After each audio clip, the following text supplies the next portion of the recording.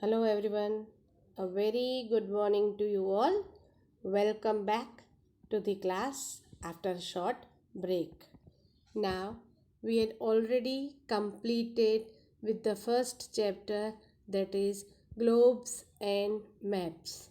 I hope you all are doing revision of it. After that, we had started with the six physical divisions of India, the northern mountains and the northern plains. We had discussed about it, the northern mountains. Now, the northern mountains stretch across the northern boundary of India. They include the Himalayas, which are the highest mountains in the world. The northern mountains are divided into three ranges, that is Himandri, the greater Himalayas, Himachal, the lesser Himalayas, and Shivalik.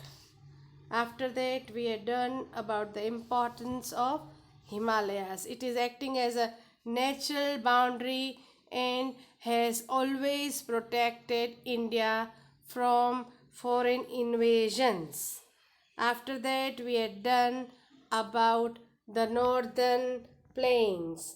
The northern plains are located to the south of Himalayas.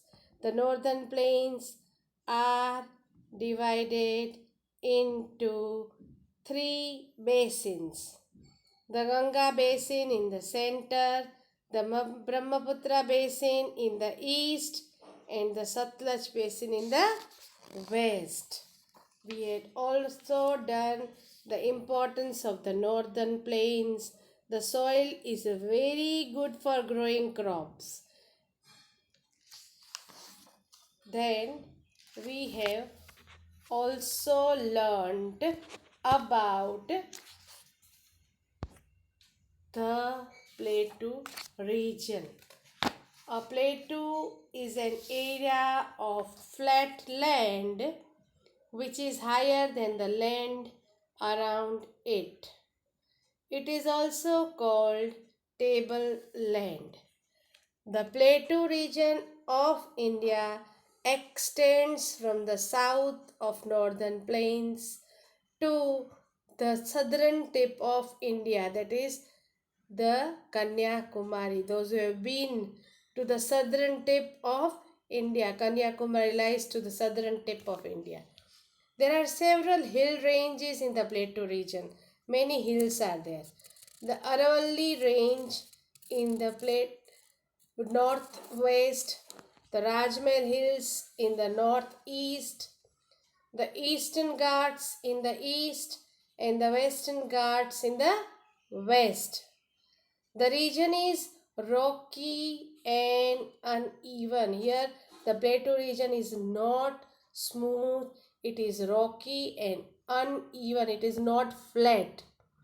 Now, the states which fall under the Plateau region are Gujarat, Madhya Pradesh, Maharashtra, Jharkhand, Chhattisgarh, Odisha, Andhra Pradesh, Telangana, Karnataka, Tamil Nadu, and the eastern part of Kerala lie in this region.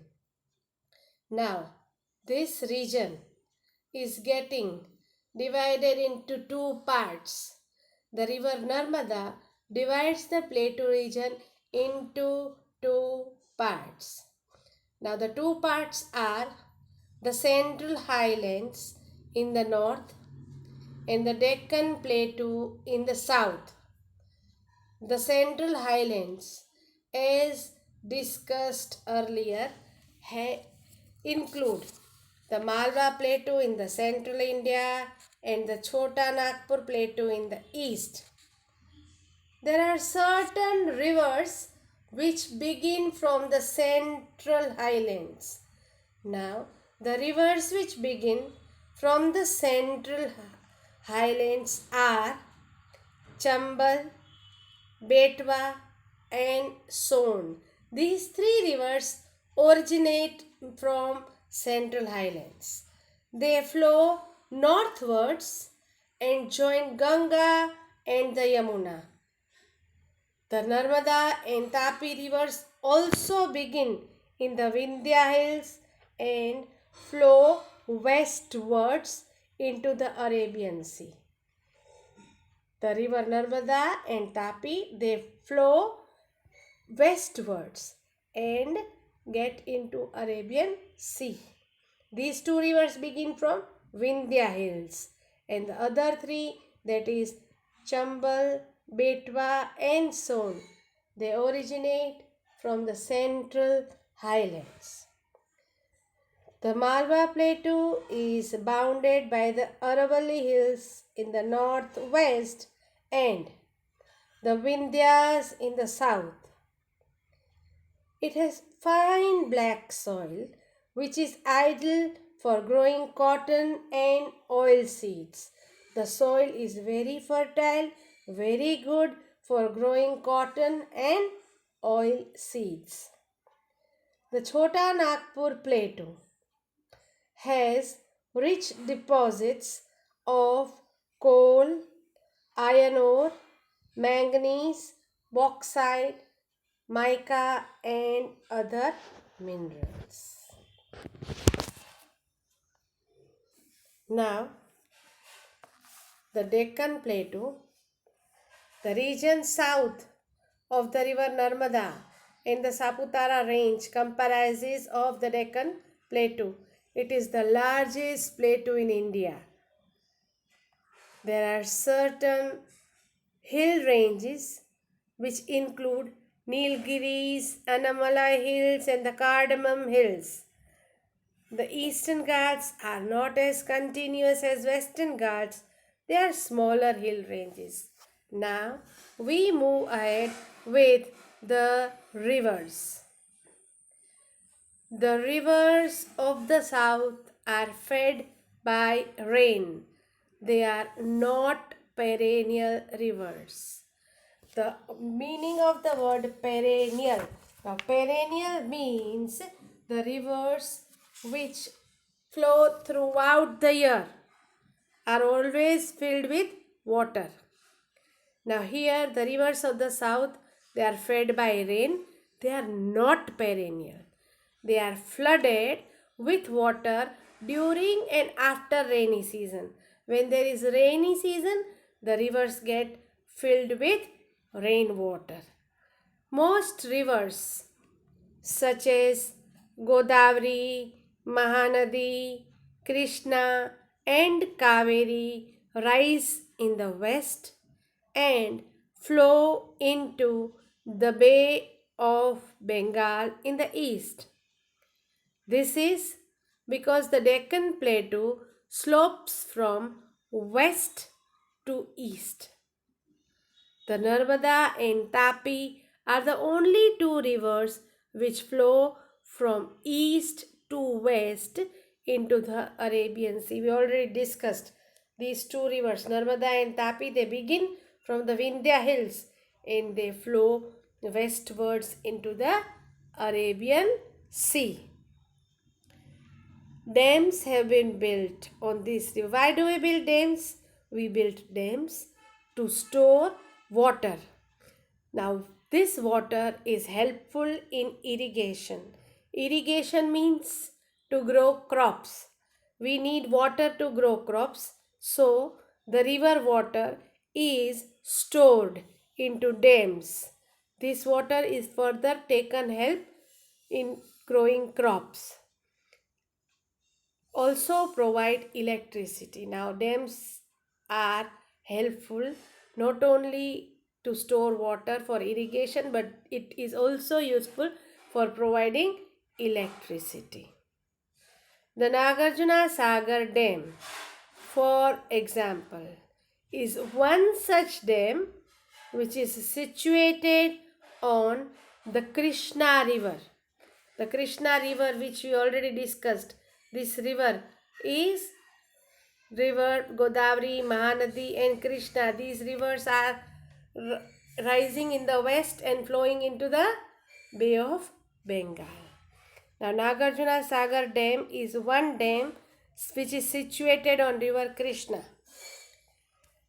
This dam water is used for various purposes, for growing crops, that is irrigation, and for producing electricity.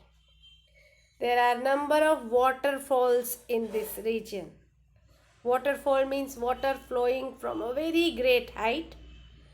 The most famous, one of the highest waterfalls in India, that is Jog Falls. Many of you must have heard the name Jog Falls. Is located on the river Sharavati in Karnataka. The highest waterfall in India is the Jog Fall, and it is located on the river Sharavati in Karnataka. We can see the picture of Jog Falls on the river Sharavati. We can see in the picture the water flowing from the great height. It is used for producing electricity and also helpful for irrigation. Now, we move further with the importance of the Plateau region. The Plateau region is also as important as the mountains and the northern plains. Now we'll study about the importance of the Plateau region. The climate or the atmosphere in the Plateau region varies from place to place. Varies means differs. It is not same at all the places. It differs from one place to another. The soil here is mostly black and red in color. Black soil is good for cultivation of cotton and oil seeds. Here, the black soil is very useful for growing cotton and oil seeds. Groundnuts, rice, sugarcane, wheat, and millets are some of the crops that are grown in the central region. Most of the people in the Plateau region are farmers. They do farming. Farming is their main occupation. The Western Ghats and the northeastern part of the Plateau have thick forests. They provide valuable forest products such as different kinds of wood, fruits, and medicines.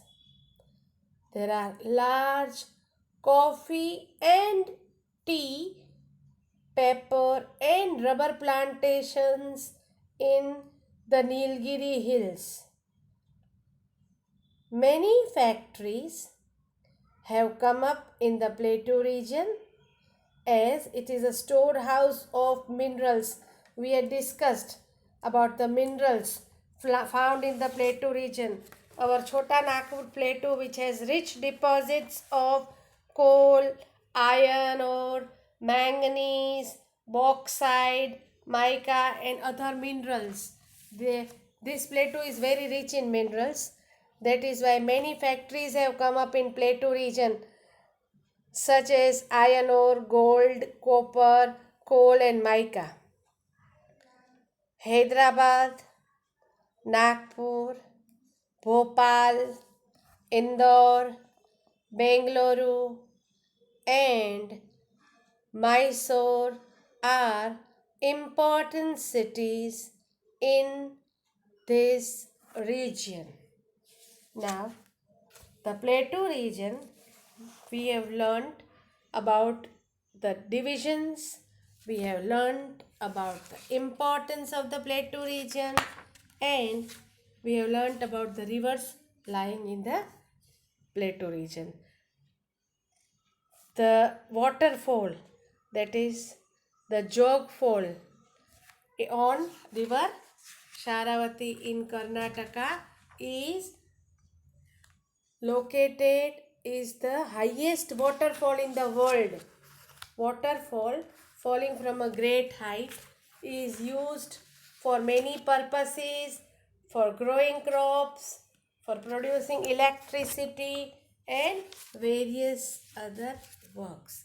Now, the few questions which I would like to ask you, you can always go through the video again to know the answers. I would like to ask very few objective type questions which you are going to answer to yourself to find out whether you heard the video or listened to it carefully or not. Now, first question is, which river is dividing the plateau into two parts? Now, there is one river which is dividing the plateau into two parts. It's the river which lies in Gujarat and the important river of Gujarat. Many of you must have visited. It's a holy river considered in Gujarat. The answer to this question, the river which divides the plateau into two parts, is River Narmada. River Narmada. Now, what is a plateau? A simple question which we already learnt before in the very beginning. What is a plateau? A plateau is an area of flat land which is higher than the land around it. It is also called a tableland. It is also called a tableland. Now, the largest plateau in India. If I talk about the largest plateau of India, it is the Deccan Plateau. Now, the Deccan Plateau, this is the region south of the river Narmada and the Saputara range. Okay, the Deccan Plateau is the largest plateau in India. This plateau is bounded by Western Ghats in the west and the Eastern Ghats in the east. There are many hill ranges as discussed earlier. Now, these hill ranges include the Nilgiris, the Annamalai Hills, and the Cardamom Hills. Which river flows from east to west? In this region, there are certain rivers which flow from east to west and the remaining flow from west to east. Now, I want to know which is the river that flows from east to west and meets Arabian Sea. It is river Narmada, and even Tapi, which flows from east to west and merges with the Arabian Sea. Both the rivers merge with Arabian Sea. Now, the next question is, there are certain rivers which originate in the central highlands. There are certain rivers which originate from the central highlands. Those who remember can recall the names. I'll repeat for those who have forgot. They need to revise it again and again so they can understand better. The rivers are Chambal, Betwa, and Son.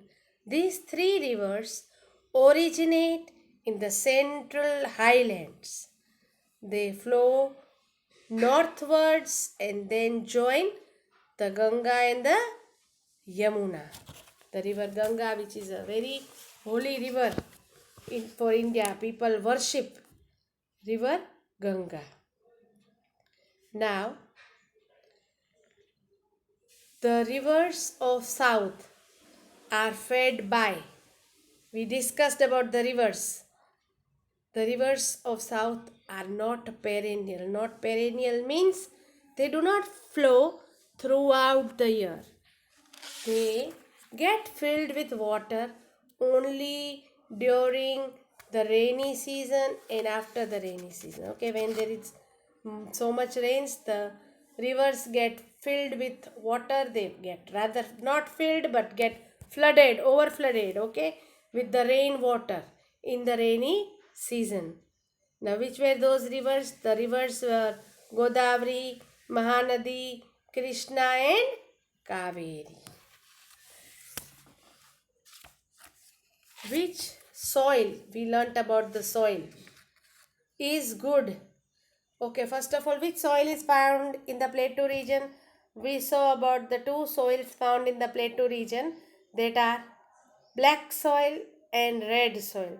These two soils are found in the Plateau region.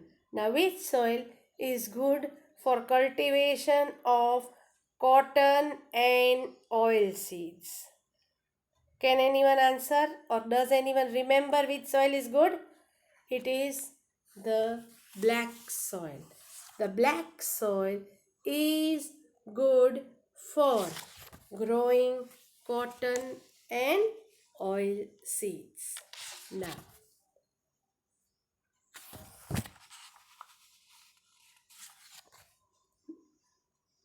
which the Nagarjuna Sagar Dam is situated on which river? I repeat, the Nagarjuna Sagar Dam is situated on which river? It is situated on river Krishna. On river Krishna. Now,